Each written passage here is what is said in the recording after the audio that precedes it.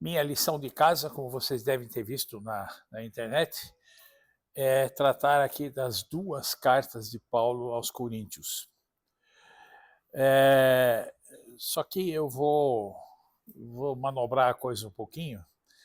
Eu vou tratar aqui, falar aqui principalmente da primeira carta, e a segunda eu vou deixar. Vou mencionar assim, mas vou deixar só bem para o finzinho, porque se eu quiser dividir aquilo igualmente entre as duas, eu vou falar quase nada a respeito de ambas. Então, isso acho que não é tão útil assim. Talvez seria o caso de oportunamente ter alguma outra aula sobre 2 Coríntios. Eu vou mencioná-la lá no fim, tal coisa, mas o que importa para nós hoje é a primeira delas. E aí, antes de tudo, eu queria fazer alguns comentários básicos sobre o ambiente em que aquilo aconteceu. A igreja de Corinto foi fundada pelo apóstolo Paulo. Ele foi lá, encontrou um casal de judeus cristãos, o Áquila e a Priscila, se juntou com eles porque eles tinham a mesma profissão, trabalhavam lá, e fez o que ele fazia em toda parte, começou a pregar e achar um local onde reunir o pessoal e foi formando uma igreja, uma comunidade cristã ali. Até aí, é mais ou menos a mesma coisa como acontecia em outras cidades. Depois ele se retirou, continuou as viagens missionárias dele, e a igreja foi levando a vida dela. Agora, ela foi levando a vida dela dentro do ambiente da cidade de Corinto. E é isso que nós temos que ver em primeiro lugar. Que lugar era esse? Eu tenho a impressão, apesar de um monte de diferenças, mas que havia um bocado de semelhança entre Corinto e a nossa São Paulo de hoje. Tudo bem, São Paulo aqui é um pouquinho maior do que Corinto, mas só um pouquinho. Mas a confusão é mais ou menos do mesmo tamanho, né? Tá? Então, vamos dar uma olhada primeiro no que era, onde é que ficava, como é que era essa cidade de Corinto. Então, nós temos aqui um mapa, e é preciso explicar. Corinto fica na Grécia, e nós temos ali, na parte de cima, então, ao norte, essa parte que está identificada ali como Ática, que é o que hoje nós chamamos de Grécia, é a região da Grécia na Europa. E aqui ao sul, por baixo, é essa curiosa península do Peloponeso. Interessante, uma área bastante grande, não é? Mas reparem que ela é ligada ao continente, lá, a Ática, por uma faixinha de terra estreitinha, né? Por quase nada, aquilo seria uma ilha, aquele Peloponeso, mas não é. É aquela ligaçãozinha lá. Esse é um istmo, o istmo de Corinto, ele deve ter uns 10 quilômetros de comprimento, mais ou menos, é pequeno. Tá? E a cidade de Corinto ficava, ou fica, junto desse istmo. Agora, reparem no seguinte, onde fica isso? Isso fica no leste da Europa, no extremo da Europa. Se vocês forem avançar aqui mais para leste, tem o mar primeiro no meio, depois vem a chamada Ásia Menor, uma região que no tempo do Império Romano, que era a época do apóstolo Paulo, era uma região importante, uma região muito rica, cheia de cidades importantes. Nós temos na Bíblia, o que nós temos lá? Jerusalém, Éfeso, Antioquia, Damasco e por aí vai. Era um lugar cheio de cidades importantes, com muito movimento, muita vida econômica importante também. E do outro lado, lá para oeste, fica Roma, a capital do império. Então, o que era essa região de Corinto? Aquilo era, dá para chamar de umbigo do Império Romano. Era lá no meio, fazia o contato entre a capital e aquela região da Ásia Menor muito importante do ponto de vista econômico. Então, o que acontecia em Corinto? Trânsito, né? Era o tipo da cidade onde havia de tudo, porque todo mundo que queria viajar entre essas duas partes do império tinha que passar por lá, né? Então, Corinto ficava nesse lugar, tanto é que a cidade de Corinto tinha 2 portos. Um de um lado, aí no Golfo de Corinto, e o outro no Golfo Sarônico, chamados Lequeu e Cencreia. E era lá que as coisas aconteciam. Hoje, existe, através desse istmo de Corinto, um canal. Esse canal foi construído no fim do século XIX, uns 100 e poucos anos atrás. Eu não tenho aqui comigo foto dela. Se vocês quiserem ver uma foto desse canal, fala com o Valdir aí, que ele está com algumas fotos no celular. Mas é uma coisa impressionante aquilo. Claro que um canal assim não existia no tempo do apóstolo Paulo.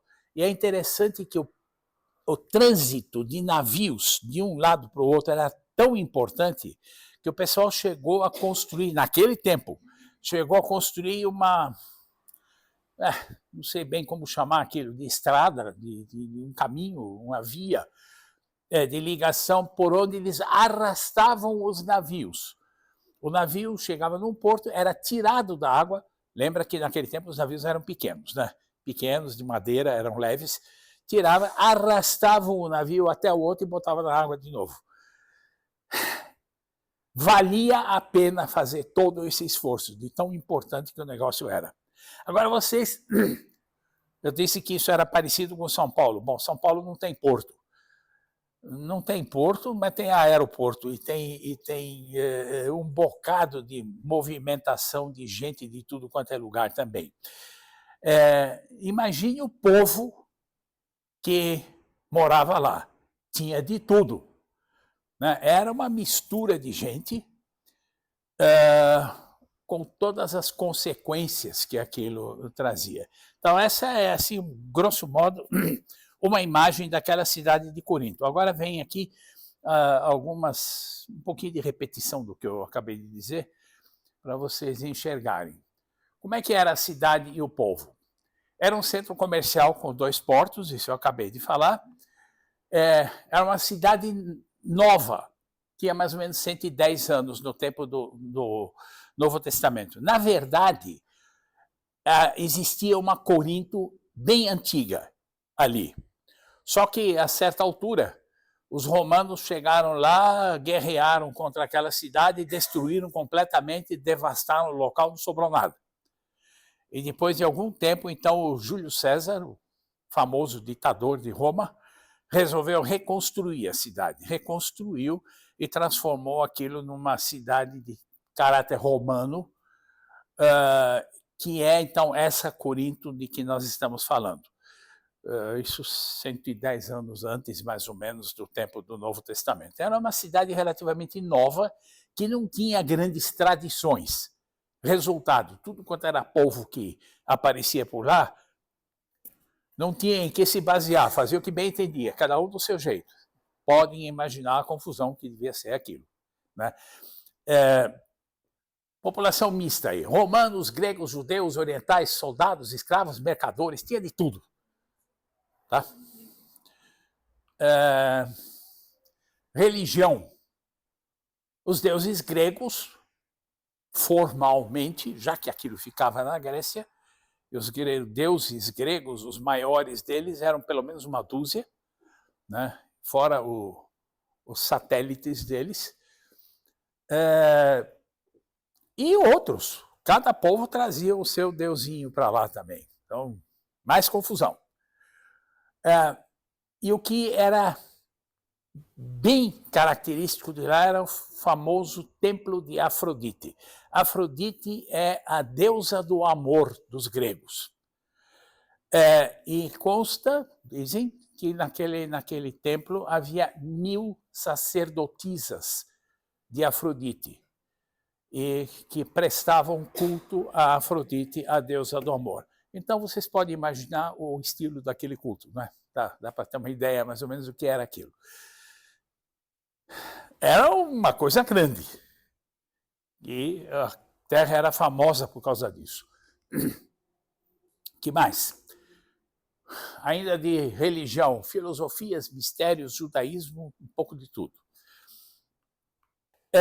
Era, então, um povo sem padrões morais. Cada um fazia o que lhe dava na cabeça, de qualquer jeito, vale tudo. Tanto é, e aquilo ficou tão famoso, que o pessoal criou uma palavra nova a respeito disso, que é essa palavra corintizar. Corintizar significa levar uma vida devassa, ou seja, sem nenhum padrão moral. Quem agia desse modo estava corintizando. Tão famoso era o negócio lá. Uma outra coisa que havia, que não apareceu aí agora, é que também a cidade era famosa e atraía gente por causa dos chamados Jogos Istmicos. A gente sabe dos Jogos Olímpicos, né, das Olimpíadas, que havia naquela época, hoje estão reproduzindo, né, na cidade de Olímpia, lá na Grécia. E aqui em Corinto havia uma espécie de concorrência para esses Jogos Olímpicos, chamados Jogos Istmicos, um festival de esportes que se realizava e que naturalmente também atraiu um monte de gente. Ok, então esse era o ambiente da cidade de Corinto. E é claro que dentro da igreja, num primeiro momento, pelo menos esse ambiente se reproduzia. Era a mesma gente, não é? Então vocês podem imaginar que a igreja de Corinto, reproduzindo aquele ambiente da cidade de Corinto, não era uma coisa muito simples. Agora, eu botei lá no começo, eu disse uma igreja como a nossa, vocês vão dizer, não, nós aqui não somos assim, nós aqui, né, tal coisa. Bom, tomara que não. Ok, vamos dar uma olhada na igreja de Corinto, então, no jeitão da igreja. O relato sobre a fundação dessa igreja está em Atos capítulo 18, vocês podem pegar e ler e ver o que aconteceu ali. Composta do mesmo jeito como a cidade toda, com um pouco de tudo, judeus, gregos. Judeus sempre foram os primeiros, né, que Paulo procurava, em primeiro lugar, o pessoal mais próximo dele, né? Judeus, gregos, ricos, escravos, tinha de tudo. Referências sobre isso vocês vão encontrar nessas referências ali. Aí aparecem, então, informações sobre isso. Bom, a postura típica deles, como é que se comportavam eles? Então, isso aí eu vou ler agora, 1 Coríntios 10, 23, diz o seguinte: tudo é permitido, mas nem tudo convém. Tudo é permitido, mas nem tudo edifica. Tá? Essa ideia, tudo permitido, liberdade total, eu posso fazer o que eu quero, é típica do jeitão de lá. E o Paulo pega essa, pelo jeito aquilo era algum ditado popular, parece ser. O Paulo pesca aquilo e diz, pois é, gente, tudo é permitido. Só que não, né? Só que tem problemas com isso e é preciso levar isso em conta. Então pensem bem no que vocês estão fazendo, porque quando tudo é permitido, também é permitido fazer estrago. Então, pensem bem. Essa é a passagem aqui, que descreve bem o jeitão daquela comunidade. As cartas de Paulo. Nós temos na Bíblia 2 cartas de Paulo aos Coríntios, né? Chamada 1 Coríntios, 2 Coríntios, mas na verdade havia mais. Não eram só 2. No mínimo, eram 3. Vamos dar uma olhadinha nessas passagens aí. Eram no mínimo 3 e possivelmente, provavelmente, pelo menos mais uma. Mas isso não é assim bem claro. Vamos dar uma lida nisso aí. 1 Coríntios 5, 9. Vejam bem, 1 Coríntios, tá? Já lhes disse por carta que vocês não devem associar-se com pessoas imorais. Quer dizer, ele está dizendo que já escreveu uma carta antes. Então, são 3 pelo menos. Aquela antes, mais a primeira e a segunda nossas. 2 Coríntios 2, 4. Eu lhes escrevi com grande aflição e angústia de coração e com muitas lágrimas, não para entristecê-los, mas para que soubessem como é profundo o meu amor por vocês. Eu lhes escrevi, isso ele diz em 2 Coríntios. O que foi que ele escreveu? Bom, pode ter sido a 1 Coríntios, é possível. Mas é bem possível que tenha havido mais uma no meio. Porque do jeito como ele descreve aquilo, tudo bem, em 1 Coríntios nós ainda vamos ver se ele tratou de um monte de problemas e era realmente uma coisa que afligia, mas isso aqui parece quase como se tivesse mais uma. Tanto é que o pessoal, para essa carta que a gente não sabe bem qual até deu um nome, chamou de Carta das Lágrimas. Tá? Não se sabe exatamente. Pode ser que tenha havido mais uma. E depois, 2 Coríntios 7, 8, diz: mesmo que a minha carta lhes tenha causado tristeza, não me arrependo, etc. Ele se refere novamente, pelo jeito, à mesma carta de que ele falou antes, né? Então, é assim, ou seja, havia uma correspondência bastante grande entre Paulo e a igreja de Corinto. Ok. São pelo menos 3, provavelmente 4. A característica disso é teologia prática. É muito diferente, por exemplo, da carta aos Romanos. Se vocês pegarem Romanos, vocês têm um tratado de teologia bem abrangente, bem profundo. Já houve quem dissesse que se a gente perdesse a Bíblia inteira e sobrasse só Romanos, a gente estaria atendido. Bom, é um pouquinho forçada a coisa, mas faz algum sentido. Isso Romanos. Coríntios, principalmente 1 Coríntios, é teologia prática. É como aplicar, como viver na vida diária a vida cristã. Então, ele trata de um monte de assuntos que são os da nossa vida diária. E aí tem de tudo. Tem coisa boa e tem umas coisas bem escandalosas no meio também.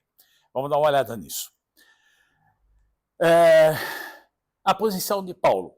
Ele se via como responsável pela igreja, ele foi o fundador da igreja, ele pastoreou a igreja um bom tempo, teve que sair porque ele tinha outros lugares para visitar e tal, mas ele continuava preocupado com aquele povo e tratando de cuidar dele. Essa era a posição do apóstolo Paulo. E, como sempre acontece, tinha uns chatos lá que não gostavam disso, mas isso é outra história. Tá? Assuntos de 1 Coríntios. Ele trata da identidade da igreja. Como é que é a igreja? O que é uma igreja, afinal das contas? Né? Ele trata de partidarismo. É um problema que havia lá grande, em que o pessoal se dividiu e cada um tinha o seu como é que eu vou dizer, xodó, que eles preferiam aos outros, né? Nós ainda vamos chegar lá, vamos falar um pouco disso. O assunto de sabedoria, ele mostra que é importante a sabedoria para lidar com toda a nossa vida prática ali. E analisa o que é sabedoria, como é que não é uma palpitometria qualquer, é sabedoria que vem de Deus, realmente é uma série de coisas. Critérios para avaliar a vida cristã. Eu acrescentei um deles que ele considera o principal. Não é muita instrução, não é muita emoção, não é a capacidade de influir no ambiente, mas é um negócio de que a gente muitas vezes não se lembra, é fidelidade. Ele diz, é isso que interessa. O resto é importante, mas se não tiver fidelidade, morre tudo. Então isso é bom a gente lembrar. Fidelidade à palavra de Deus, fidelidade à pessoa de Deus, fidelidade no relacionamento entre uns e outros, não é? De ter uma posição firme, só naturalmente cuidado nessa hora para não confundir fidelidade com teimosia, né? A definição é clara, fiel sou eu, teimoso é você. Tá? Bom, orgulho, isso era uma coisa que estava bem presente lá. Eu é que sou o bom. Isso concorre com a fidelidade. Impureza. Aí teve um caso escabroso, muito grave, lá em Corinto, que ele trata extensamente nessa carta, a gente ainda vai voltar ao assunto, que tira qualquer autoridade moral da igreja, a ponto de Paulo dizer até o pessoal de fora da igreja está escandalizado com o que vocês estão fazendo. Gente, que papelão, né? Litígios, brigas entre si. Claro, se tem partidarismo, se eu vou atrás de um e o outro vai atrás do outro, eles vão brigar entre si. Coisa que não é lá muito boa, né? Casamento, ele dedica uma boa parte da carta tratando do que é casamento, quais são as características daquilo, como é que deve ser e tal. Aí é ensino, realmente. Não há ali crítica de alguma coisa que eles fizessem, mas ele aproveitou para ensinar alguns princípios a respeito desse assunto, e é importante. Posição social, bastante variável, né? Vocês têm desde chefões de não sei o que até escravos, tem um pouco de tudo, e dentro da igreja são todos no mesmo nível, né? São todos iguais, eles têm que se entender, tá? Comida. Posso comer de tudo? Existem coisas proibidas que eu não devo comer? Isso é principalmente era um problema principalmente dos judeus, né? Eles têm uma série de regras no Antigo Testamento, na lei de Moisés, que proíbem comer esse ou aquele animal e tal, e então eles se preocupavam com isso. E Paulo, então, e vejam que Paulo era um judeu, um super judeu, ele era fariseu, que é um pessoal bem rigoroso dos judeus. E Paulo, com essa formação que ele tinha, disse, gente, esse negócio todo não tem importância para quem é cristão. Pode ter alguma importância na medida em que você precisa respeitar a situação do teu irmão, que pode se incomodar com alguma coisa, então seja tolerante, renuncie a algum direito que você tem para não machucar o outro e tal coisa. Mas importante mesmo não é. E ele então comenta um pouco disso.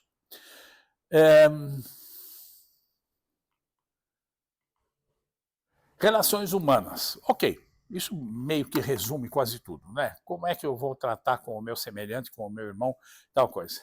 Agora vejam, 12 assuntos tratados em 1 Coríntios, todos eles importantes, todos eles cheios de detalhes. E, desculpe, é para eu tratar de tudo isso e mais alguma coisa numa aula. Fica difícil, né? Então eu não vou nem tentar. Tá? Mas a coisa fica disponível e a gente poderia fazer um curso de 1 ano ou qualquer coisa em torno disso, se quiserem. Aí vocês vão dizer, puxa vida, mas é um bocado de coisa. Só que não termina aí. Vejam. Vocês vão ver que aparece outro tanto. Ele trata da situação dos obreiros, dos que trabalham na igreja, de como as implicações de quem é ativo na igreja. A consagração, a necessidade de santidade na vida é um assunto amplo, grande, profundo, necessário. O relacionamento entre homens e mulheres, na igreja principalmente, a ceia do Senhor. Podem reparar que a ceia, em princípio, está descrita nos evangelhos, né? Se conta que Jesus reuniu os discípulos e tal, mas em 1 Coríntios existe uma passagem que muitas vezes é aquela que os pastores preferem ler na hora de celebrar a ceia, né? Recebi do Senhor aquilo que vos entreguei, que na noite em que Jesus foi traído, etc. Né? Isso está em 1 Coríntios. Ele trata desse assunto, descreve, analisa, explica.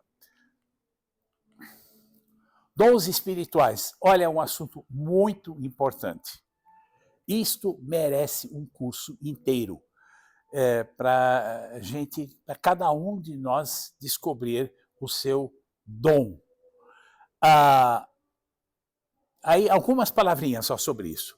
Esses dons espirituais são habilidades espirituais que o Espírito Santo nos dá para agir, trabalhar na igreja, na sua obra. Não são, embora possam às vezes ser, os nossos talentos naturais. Tá? Toda pessoa normal, pelo menos, tem algum talento. Uns sabem fazer contas, gostam de matemática, outros têm muita habilidade manual, e por aí vai, né? Cada um tem a sua habilidade. Esses são os talentos naturais.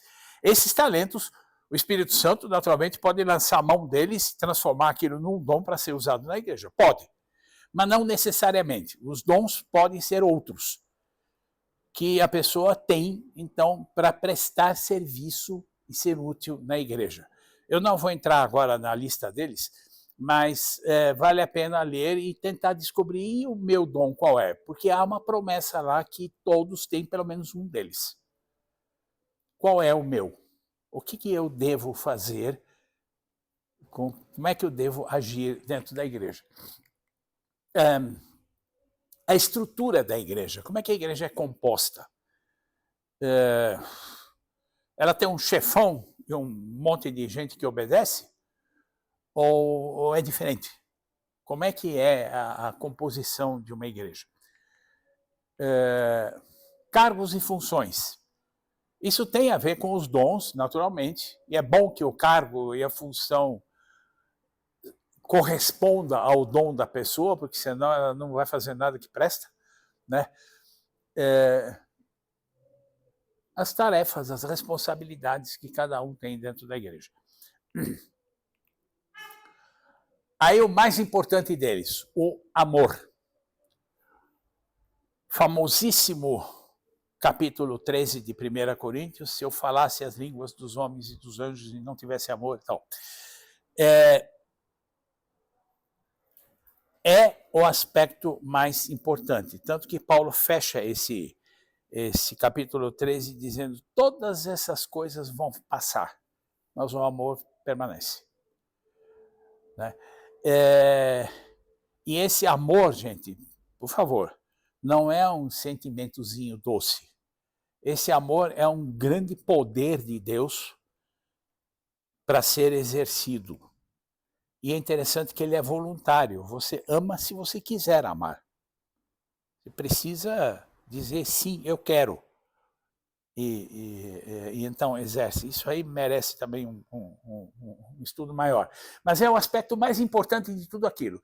Se você não tiver nada do resto, mas tiver um amor profundo, você já vai fazer muita coisa, já vai ser uma bênção. O contrário também. Pode ser, você pode ter tudo quanto é capacidade de exercer aquilo. Se for sem amor, bom, está cheio de exemplos disso no mundo por aí. Não vai ter valor. O culto na igreja. Como funciona o culto na igreja? Há uma série de aspectos aí, conselhos que ele dá que deveriam ser seguidos. O assunto da ressurreição. 1 Coríntios 15. É bom lembrar, manter na cabeça essa referência. 1 Coríntios 15. O assunto ressurreição, naturalmente, é tratado nos evangelhos, né? Ele fala da ressurreição de Jesus e tal, né? Mas 1 Coríntios 15 é um trabalho teológico, uma análise, uma explicação sobre esse assunto extremamente importante. Tanto que Paulo diz, olha, tem gente por aí que diz que Cristo não ressuscitou. Gente, se Cristo não ressuscitou, esqueçam tudo. Tá? Estamos falando à toa aqui, joga tudo fora. É absolutamente essencial para a vida cristã o aspecto da ressurreição. Então é importante, vale a pena estudar bem esse capítulo 15 de 1 Coríntios. Relações sociais, isso já é o fim da carta. Ele começa a mandar saudações, começa a dar umas recomendações pessoais para uns e outros e comentar coisas, como é que nós lidamos um com o outro. E, finalmente, alguns assuntos pessoais dele ainda, como... isso é a despedida da carta, né? Então, vejam aí, chegamos em 24, ou, de acordo com a observação do Joaquim, 23. Tá? Assuntos diferentes, todos eles importantes, na primeira carta aos Coríntios. Então, vamos em frente, vamos ver o que mais temos aí.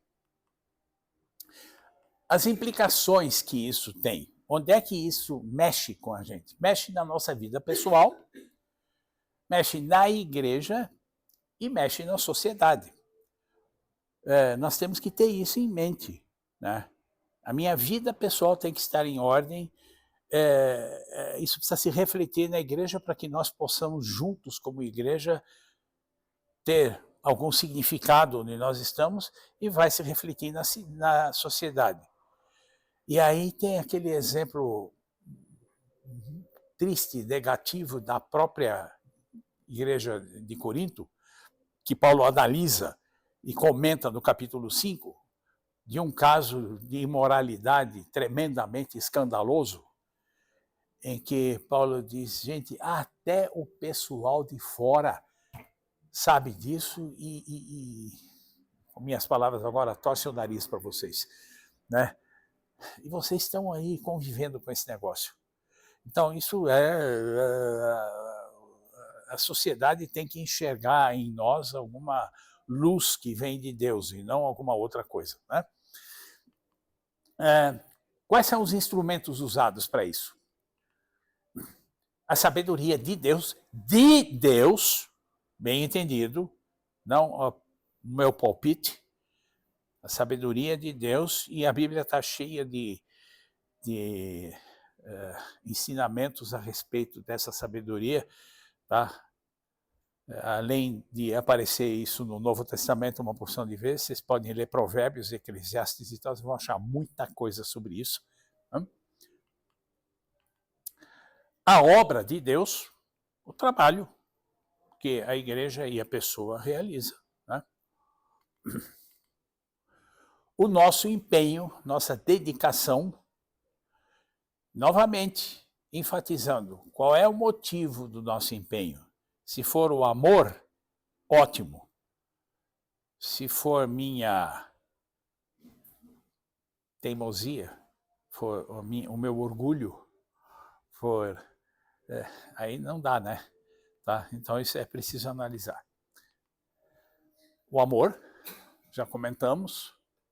Isso são, assim, os principais instrumentos a serem usados na vida cristã, na construção da igreja. A identidade da igreja, isso aqui que vem agora aí, não é tão especificamente de 1 Coríntios, são algumas ideias que têm a ver com tudo aquilo que Paulo disse, mas que não estão assim diretamente ensinadas nesse texto. Então vamos dar só uma olhada rápida para a gente se situar um pouquinho. O que é, afinal das contas, uma igreja? Se eu perguntar para você o que é uma igreja, o que você vai responder? Bom, não precisa responder agora, mas, né? O que é uma igreja? um grupo religioso com o quê? Um nome definido, tá, se não tiver, não sabe nem quem é, né? Não adianta. Uma autoridade comum, que deve ser, de preferência, o Espírito Santo, e não o chefão que está aí na frente, né? Com todo respeito pelo pastor, mas ele não é esta autoridade. Rituais e regras de vida comuns. Será que isso é importante? Em parte pode ser, mas não é o mais importante, né? Uma determinada organização, e aí a gente pode ir desde a bagunça, que não organiza coisa nenhuma, até aquilo em que todo o resto não interessa, interessa a organização. Crenças comuns, é bom que haja acordo, né? Vida espiritual, não apenas tradições, hábitos, mas realmente vida espiritual. Tradições e hábitos sem vida espiritual a gente pode observar lá nos fariseus do tempo de Jesus, né? Que era típico. Qual deles será que é a nossa? Fica essa pergunta para cada um de nós. Por que você faz parte de uma igreja? Aí tem uma série de propostas. Pense um pouquinho o que se aplica à sua pessoa e veja se isso faz sentido. Pode ser que sim, ou talvez não. Vejam aí. A minha família faz parte da igreja, então eu também faço. Não é bom viver isolado. Eu gosto de ter amigos em torno de mim. Tenho medo da morte e do castigo, então é bom eu me garantir como membro de uma igreja para, né? Quero ser feliz, ter saúde e bênçãos. Isso é o tipo da coisa que anda sendo propagada por aí à torta e à direita hoje em dia, né? Então, cuidado com isso. Deus quer, foi o nosso profeta que disse. Bom, se foi a Bíblia que disse, então tá bom, mas esses nossos profetas, né? Pensei muito e concluí que é o melhor. Bom, aí você pode até ter razão, mas nem sempre. Então, é um modo de agir com justiça. Tá, ok, ajuda. É uma boa causa que merece apoio. Ou seja, o mérito é meu. Encontrei o amor de Deus e quero viver nele. Essa última motivação, na verdade, é a que realmente interessa, né? Bom, isso foi um parêntese.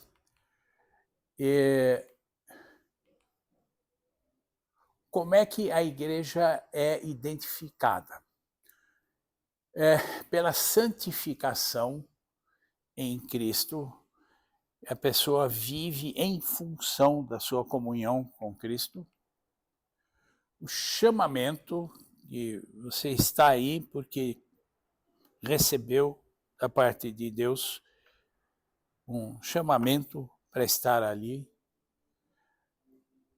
A comunidade, tem muita gente que faz questão de dizer que é cristão, mas não quer saber da comunidade com os outros, da comunhão com os outros. Então fica em casa. Então, não é o que a Bíblia ensina. A comunhão entre os irmãos é importante. Localidade e universalidade. A igreja existe tanto localmente, IBASP, aqui, como existe no mundo inteiro. Nós somos uma igreja que é irmã de muita gente no Japão, na China, e na Rússia, e na África, etc. e tal, né? A graça de Deus é aquilo que cria essa comunidade. Dádivas, colaboração, né? Você vai fazer esforço para promover a igreja que você pertence. E tudo isso aí, paz, riqueza, não necessariamente monetária, mas às vezes até conhecimento, dons, esperança, firmeza, guarda, irrepreensibilidade. Como é que a igreja é descrita? Paulo descreve, por um lado, chamando a igreja de lavoura de Deus. Deus planta, aquilo cresce e se colhe, né? É uma imagem, uma descrição interessante da igreja que vale a pena a gente lembrar e analisar. É também o edifício de Deus. Bom, a lavoura é uma coisa viva, o edifício não. Mas é a tal história, a igreja tem duas características, ela é um organismo e também uma organização. E o edifício é a organização, ela tem que ter ordem, ter uma base que se sustenta, que é Cristo, e a partir daí ela é edificada. Tem um alicerce, que é Jesus, tem uma estrutura que precisa ter uma boa qualidade. Não? A primeira carta, acho que é a primeira, carta de Pedro diz que nós somos pedras vivas.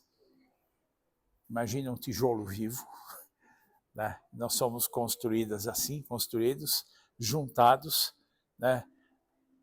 Reparem que uma parede de uma casa construída de tijolo não é um amontoado qualquer de tijolo, eles estão bonitinhos, em ordem. Tem uma massa lá no meio, a gente pode dizer que essa massa é o amor entre os irmãos. Precisa ter qualidade. E é um santuário, é o lugar onde se adora a Deus, onde Deus é apresentado, se faz presente, é reconhecido e atua. Agora, por que é que existem diferenças? O que é que diz aí? João 17, 11. É Jesus falando com os discípulos. Não ficarei mais no mundo, mas eles ainda estão no mundo, eu vou para ti. Pai, é a oração dele, né? Pai Santo, protege-os em teu nome, o nome que me deste, para que sejam um, assim como somos um. Que não haja divisões, que eles sigam o mesmo caminho, juntos, a união. E a outra é, versículo 21, para que todos sejam um, Pai, é a continuação da oração de Jesus, como tu estás em mim e eu em ti. Que eles também estejam em nós, para que o mundo creia que tu me enviaste. Para que o mundo creia. Se nós começarmos a discutir entre nós e tivermos brigas e não tivermos acordo, o mundo não vai achar Cristo aqui. Né? Porque há diferenças na igreja. A autonomia humana, cada um quer seguir o seu caminho. Diferenças que aparecem. Razões históricas. Um exemplo de duas igrejas com nome diferente, ou até três igrejas, se quiserem, de nome diferente, mas de resto iguais, são os batistas, os menonitas e a evangélica livre. Esse pessoal com quem a gente tem aliança aqui. Né? Não tem diferença, talvez na organização tenham umas diferençazinhas, mas na doutrina não. É tão igual que se fazem intercâmbio de pastores entre essas igrejas. Tem pastores da nossa convenção que pastorearam igrejas menonitas. Tá? Eu acho que o contrário também aconteceu. A diferença é meramente histórica. Da época da Reforma, houve um movimento aqui, houve um outro movimento lá, que chegaram à mesma conclusão. Depois seguiram a história separadamente. Os menonitas, por exemplo, tiveram que fugir da Holanda para a Rússia e ficaram séculos lá. E os batistas ficaram mais na Europa e na América e tal, mas é a mesma coisa. Então, existe isso. Existem razões culturais que têm a ver com a história também um pouco. Uma igreja batista alemã já não é 100% igual às outras que nós temos em torno de nós. Né? Isso para não falar em alguma igreja, sei lá, nos confins da África, em algum lugar e tal. Deve ser diferente. Né? Diferenças reais. Imaturidade, então que começa a andar torto porque não amadureceu. Um falso cristianismo, infelizmente existe muito por aí. Ok. Primeiro problema, foco no homem. Fere a glória de Deus. Eu sou, disseram os coríntios, de Pedro. Eu sou de Apolo. Eu sou de Paulo. E teve os que diziam, mas eu sou de Cristo. Tomara que seja. Né? Fere a glória de Deus, porque glorifica o homem. Induz a idolatria. esses superlíderes começam a ser tratados quase como deuses, né? Compete com Jesus. Vamos ver quem ganha, Jesus ou eles? Crítico. Traz pobreza espiritual. Empobrece a vida espiritual quando ela não é fundamentada realmente em Deus e sim no palpite de algum ser humano. Traz insegurança.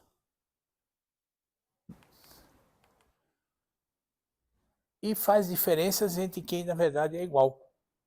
Todos nós somos gente, todos nós temos um fundo de vida igual e isso aí fica dividindo a gente. Para quê?